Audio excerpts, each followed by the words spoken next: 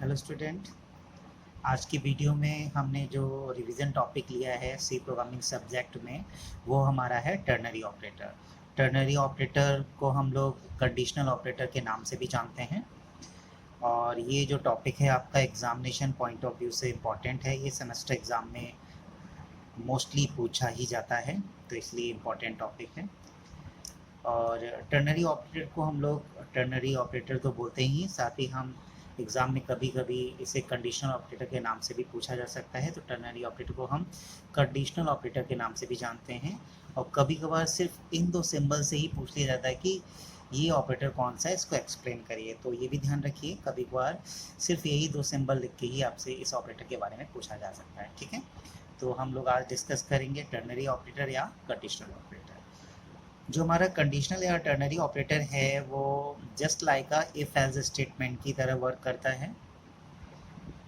इसको इसमें जो है हमारा, अब इससे इसका जो नाम है वो टर्नरी ऑपरेटर इसलिए दिया गया है क्योंकि इसमें जो ऑपरेटर है वो 3 ऑपरेंड के बीच या 3 वेरिएबल के बीच में वर्क कर रहा है, इसलिए इसका नाम टर्नरी ऑपरेटर दिया जाता है। जैसे बाइनरी बाइनरी हम लोग तब देते थे जब 2 ऑपरेंड के बीच में एक ऑपरेटर वर्क करता था, और यूनरी हम तब देते थे जब एक ऑपरेंड के बीच में एक ऑपरेटर वर्क करता था।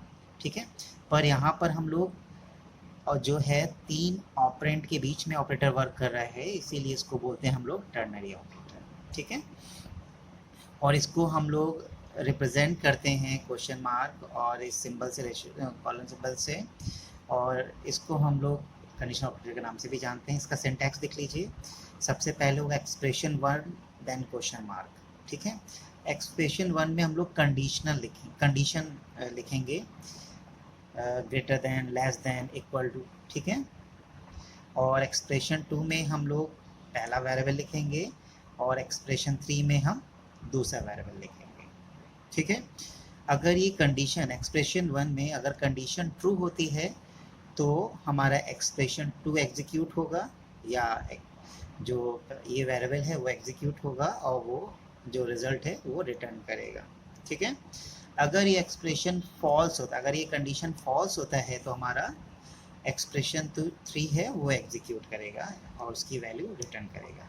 ठीक है, एग्जाम्पल में जैसे result x is greater then y question mark a और b। ठीक है, अगर ये यहाँ पर जो है आप x और y कर लीजिएगा, मैंने गलती से a b कर लिया है। ठीक है, तो अगर ये condition x is greater then, तो कंडीशन ये क्या हो गया, फॉल्स हो गया। इसका मतलब अगर ये कंडीशन फॉल्स हो रही है तो हमारा ये वाला वेरिएबल एग्जीक्यूट होगा और यही वैल्यू रिटर्न करेगा। ठीक है, अगर ये कंडीशन ट्रू होता है तो हमारा a जो है वेरिएबल वो एग्जीक्यूट होगा। ठीक है, तो वर्किंग आपने समझी ली है इसकी, कि अगर ये पहला एक्सप्रेशन ट्रू हो रहा है तो एक्सप्रेशन 2 एग्जीक्यूट होगा, अगर ये कंडीशन फॉल्स हो रहा है तो एक्सप्रेशन 3 एग्जीक्यूट होगा। ठीक है, एग्जाम्पल मैंने एक लिया है, देख लीजिए। हैज़ इंक्लूड std.h इंटीजर में हमने एक वेरिएबल लिया है a जिसकी वैल्यू 10 असाइन की है, दूसरा वेरिएबल b लिया है जिसकी वैल्यू 8 असाइन की है, और एक वेरिएबल हमने लार्जेस्ट ले ली है। ठीक है, तो largest equal to a is greater than b question mark a और b देन सेमीकोलन। ठीक है, ये यहाँ पे हमने क्या लगा लिया है, टर्नरी या कंडीशनल ऑपरेटर। ठीक है, अब चेक करते हैं a is greater than b, तो कंडीशन हमारी ट्रू है। अगर कंडीशन हमारी ट्रू है, एक्सप्रेशन 1 अगर ट्रू है, मींस कंडीशन 1 अगर ट्रू है, हमारा कंडीशन ट्रू है, तो हमारा जो पहला एक्सप्रेशन है, मतलब एक्सप्रेशन 2 वो एग्जीक्यूट होगा। तो इसका मतलब प्रिंटफ में जो वैल्यू रिटर्न होगी, लार्जेस्ट नंबर इज 10 रिटर्न हो जाएगा। ठीक है, अगर हमारा ये एक्सप्रेशन या कंडीशन फॉल्स होता है तो हमारा जो एक्सप्रेशन 3 है या दूसरा वेरिएबल b है वो एग्जीक्यूट होगा, और लार्जेस्ट नंबर इस में अगर v की वैल्यू लार्जेस्ट है तो वो प्रिंट हो जाएगा। ठीक है, आई होप आप लोगों को टर्नरी या कंडीशनल ऑपरेटर समझ में आया है होगा। अगर कोई डाउट है तो आप लोग पूछ सकते हैं। Thank you.